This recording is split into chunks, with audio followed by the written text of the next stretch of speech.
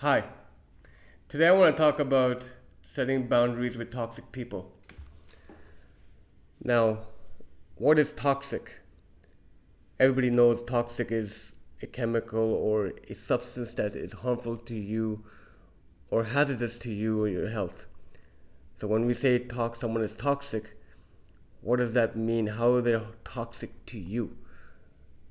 They're toxic by, you know, affecting your mental and emotional state. Do they make you feel drained? Do they make you feel anxious? Do they make you feel worse than you were? Do you feel like, do they disrespect you? Do they put you down? Do they critique your ideas? Do they always judge you? Do they control you? Say what you can and what you can't do, right? Do they make you feel better?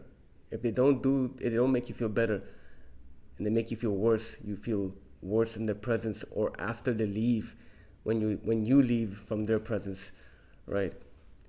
If those are your emotions when you're around them and you're not around them after leaving their presence, then why are you spending time with these people? You have to really self-assess yourself, right?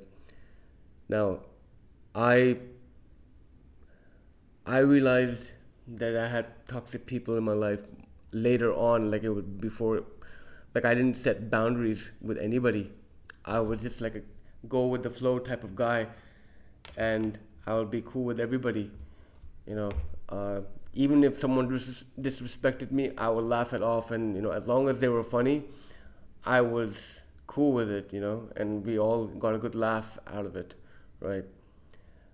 Like there's some people that I know, some guy friends that I have that I've known for a while, and and the first few times it's fun, you enjoy their company, you enjoy the activities, but then they're always putting you down. They're saying shit that you don't really like, even though you're you're doing well. I mean, you're respecting others, right? You're like catering to their needs. They want something, you get it, things like that. You help them out in whatever way you can.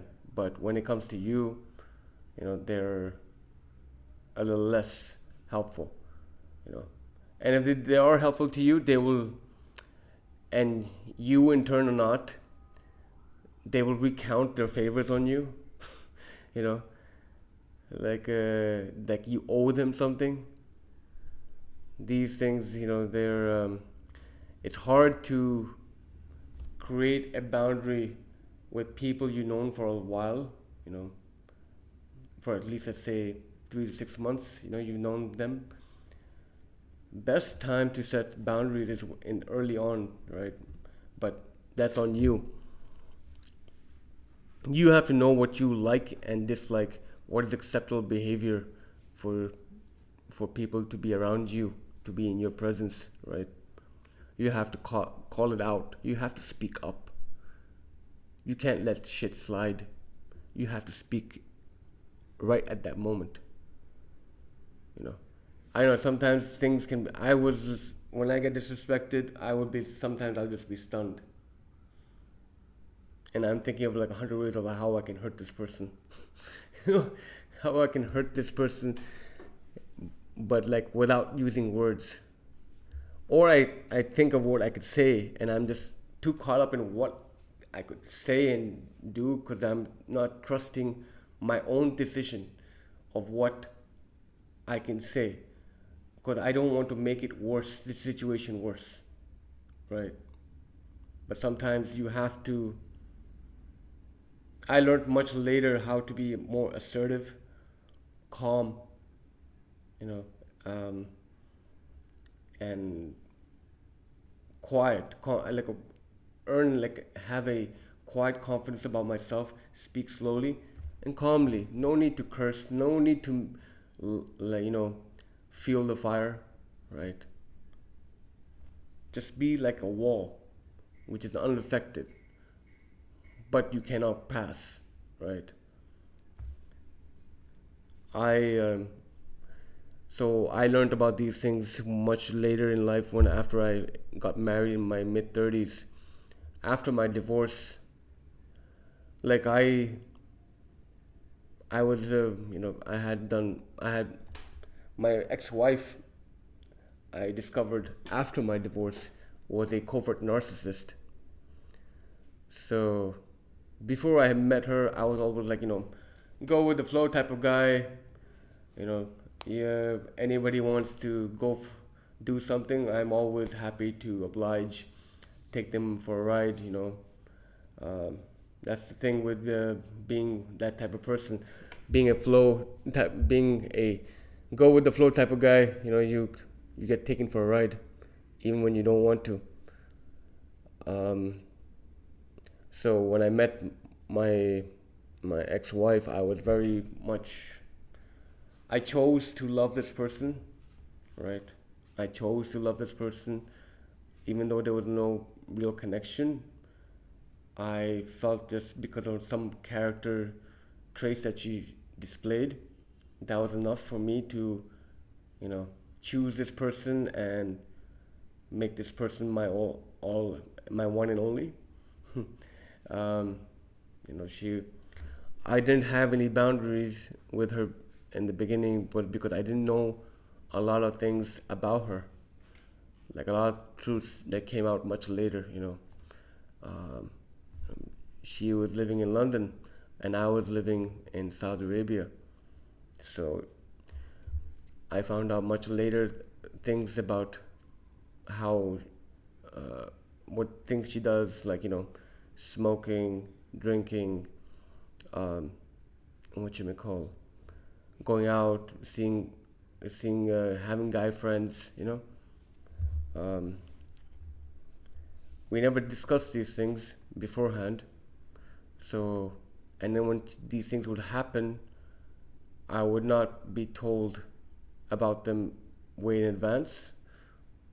I would be told about them after they happened, right? Except for partying, of course, you would tell me beforehand that she's going, right? Um, but like, if she wanted to go on a girls' trip or something, right? I would find out after plans have been set in motion. You know, I'm like an afterthought, right? I wasn't given the respect a husband should get, right? And I was okay with that for a while until it started building up to like, no, this is not okay. By that time, it was kind of too late. So, our distance, our relationship, our marriage, and our whole relationship was long distance. So most of our communication was through text. So setting boundaries and knowing, a person truly well was difficult. Uh, I wouldn't know a lot of things. A lot of things were not shown to me. You know, they're not visible to the naked eye of how a person behaves. Especially with a woman, I would strongly recommend people when they meet a new woman, when they're about to get into a new relationship, they're you know trying to gauge a person's character.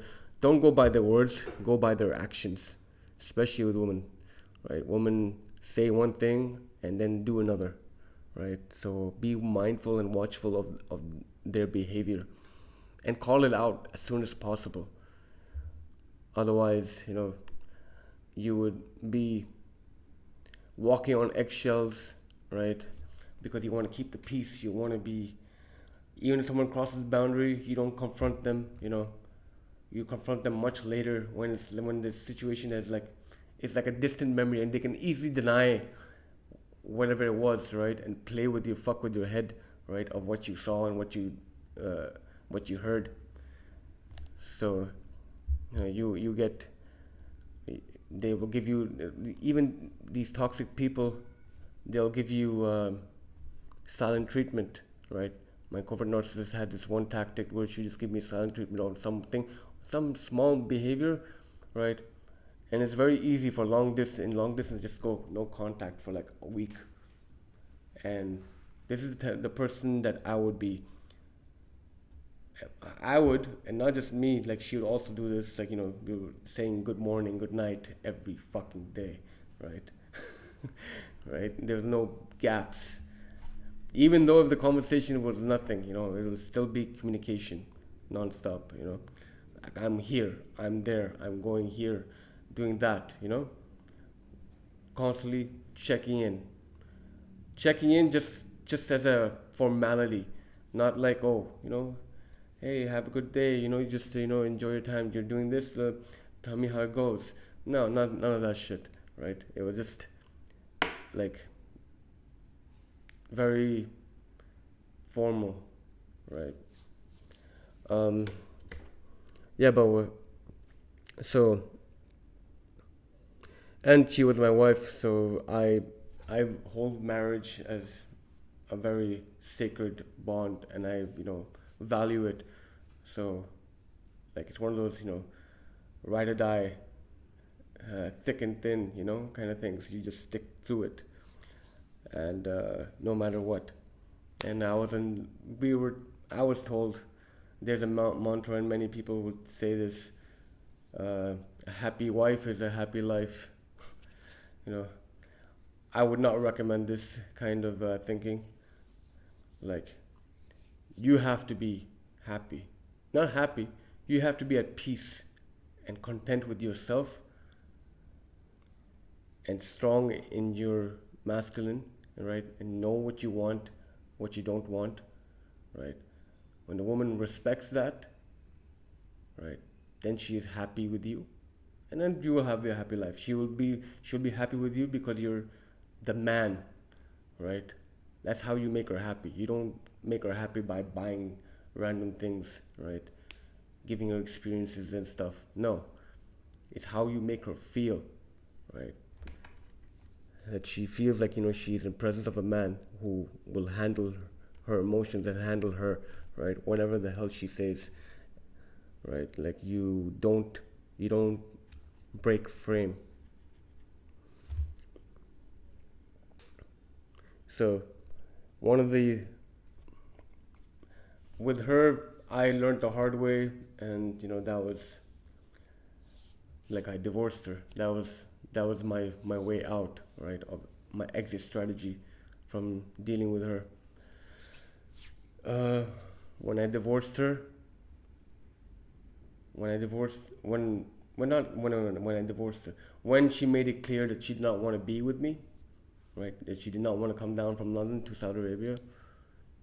I was very calm. I was not angry. I was very calm and not emotional. I was not reacting. I'm like, okay, fine. We'll just we'll go our separate ways. Okay, what does that mean? That means divorce, right? So she told me this, and this was pretty much that was it. I was at that point. I knew that I will eventually, right?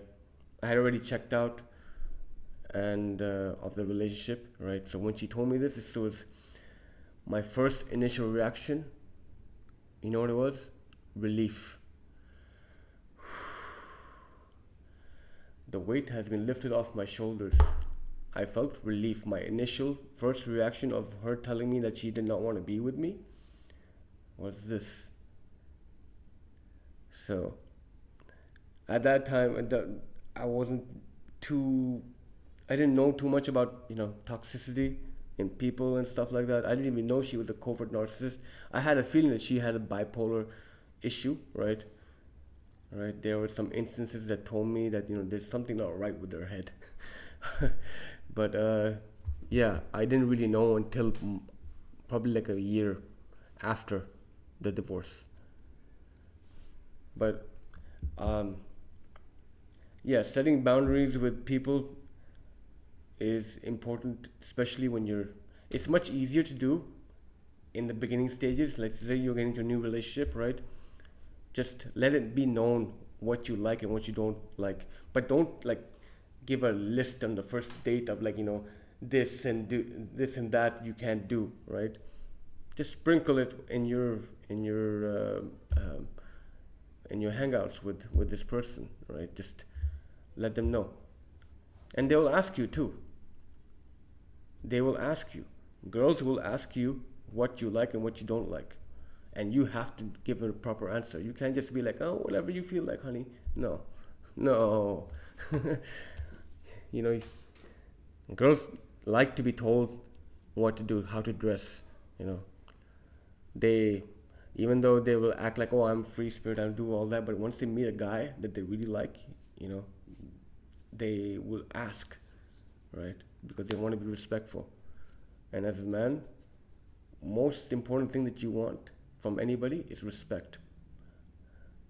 First comes respect, then comes love. Okay? Respect is first. That should be your priority. Now, let's talk about other friends and stuff, like, you know, that your circles of friends that you have. You just, they tell you someone disrespects you in public, right? What I usually say is like, just calmly look at them, like, say, are you okay, man? Are you okay? You know, just to make sure that, you know what, just to put them in check, right? It's simple. It's not aggressive. It's just like asking, are you okay? You know? And person will stop and like think of what they just said or whatever. You know, they'll pause, and they may stop their behavior. They might understand. A guy might understand that, you know, this guy is checking you. It helps. It does, you know. You look at them calmly. You look at them straight in the face. You don't smile at them. You don't just like, you know, are you okay? You know? Or if they're trying to be funny, you know, you can go Joe Pesci on them without the violence, and just be like, oh, you know, just how was that funny? You know, what was funny about that? Or or don't even say that. Don't even say how it was funny. Just ask them, can you repeat that joke, right? And if it was really funny, they would repeat it. If they wasn't, then they'll just shut up. They'll just shut up. They won't speak again. They won't repeat what they just said. And if someone consistently, you know, crosses your boundary, right, you have to be willing to walk away. Doesn't matter where you are, what you're doing, just get up and walk out the door, right? You don't have to argue. You don't have to use more words. You don't have to say more things, you know. These people are not, you're not able to negotiate with these people, the people who have crossed your boundary. You don't have to do anything. You just have to remove yourself from the situation, right? Remove yourself from their lives, even if you have to, right? If like a girl or something, you don't have, that means don't talk to her, don't chat with her, don't text her, don't watch her stories. Don't watch her stories, right? Just go silent, right? And if they can come corrected, then let them come. And if they don't come corrected, they come again and they still disrespect you, right? That's when you block them. You need to protect your peace. You don't need these kind of people around you. You have to know who you like to be around with, you know, and cut them off. Sometimes it's your friends that are toxic, and you find out that much later. That, you know, they become like a toxic entity, right? And it's not just one. It's just like a whole group of people, right, that just get in on the fun of, you know, putting you down or whatever, right? That's when you have to like phase yourself out. You have to just like, you know, exclude yourself in their outings and not experience FOMO. Don't feel FOMO, right? Fear of missing out, you know, they're doing this. No, just, they don't make you feel good, no matter what they're doing, right? Whatever they're doing, they're having dinner or something, they're in a nice place that you want to go to, or whatever, they're watching a movie that you want to watch. Screw it. You can do those things on your own. You don't need that company, right? You don't need that company. You can be on your own. But yeah, one thing is that when you do isolate, like these are your only friends, and then they're toxic, and you feel this way, you feel this energy, this negative energy when you're around them, you will have to isolate yourself. and that is a shitty period. Like there's a lot of isolation when you're. These are the only people that you really know, right? You have to isolate yourself and just do your own thing, man. Just learn to be by yourself if you have to. Learn to sit with yourself. Learn to not get bored. If you're bored, then you're boring. You're a boring person. you know, read a book, watch a movie, do some things that you like. What do you call it? Do some sports. Do go to the gym, right? Get healthy. Learn to strike up conversations with other people. Learn to make new friends. It's once you do that, you'll find people especially when you learn what you find disrespectful, and respectful. You have to respect yourself first for others to respect you. So once you find that, things will get better. Your situation will get better. Your surroundings will get better. The people around you will get better. The people will help you improve your life, uplift you, right? Even if you fuck up, right? They will be like, no, that's all right, man. They won't judge you. They won't critique you. They'll be like, they just listen, right? That's the kind of people you want to be around. The people who don't judge you and just let you be the person that you are, right?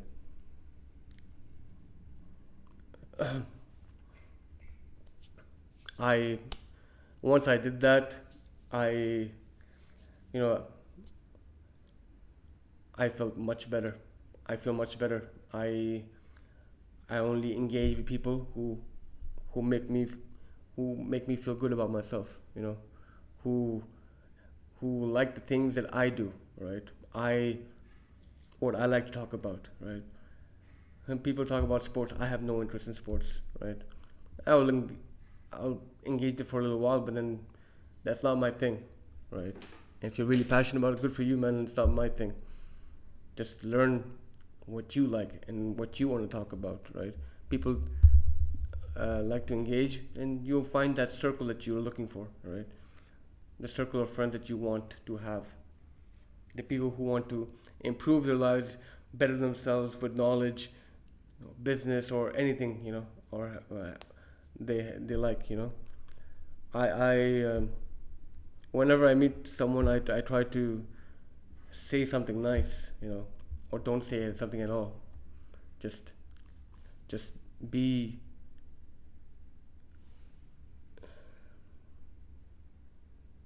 just be good. Just try to be good. Like, don't try to be toxic. Don't. If you know what toxic is, then don't have those same traits. Don't put others down. Don't talk about other people's behind their back, right? Because you don't want the same thing to happen to you. There's a karmic way of life. There's karma is a thing. Things that you do could be done to you at a later date. You never know. So be mindful of yourself and your surroundings and the people around you. And once you cut off the toxic people, you will start feeling better. Just going about your day. Spread joy and happiness from yourself, right? When you interact with someone new, right? But be aware when they do something that you don't like. I hope this resonated with you, and I appreciate you listening. Thank you once again. If there's anything you would like me to talk about, let me know if this resonated with you. And leave a comment. If you have any topic that you would like me to discuss, maybe I'll do it for you. But I appreciate your time. Thank you so much for listening. Have a good one.